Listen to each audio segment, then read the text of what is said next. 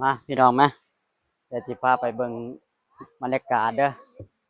เที่ยวน่าเที่ยวบ่อยู่นี่เด้อนี่ผมว่ามันน่าเที่ยวเด้พี่น้องเอ้ยแต่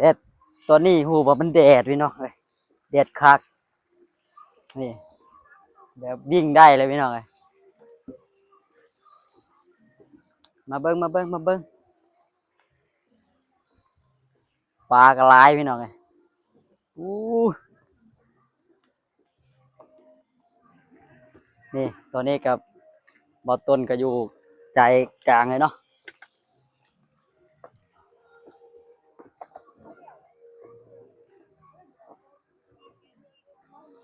ตอนนี้บอกได้เลยว่าแดดพี่น้องไอ้แดดคักกะลีพี่น้องจ้ะตอนนี้เนาะแดดแห้งพี่น้องตอนนี้ เอ้าตอนนี้บ่าวต้นก็อยู่อยู่ทางกลางไงเนาะแดดพี่น้องแดดพอแล้วตอนนี้แล้วแดด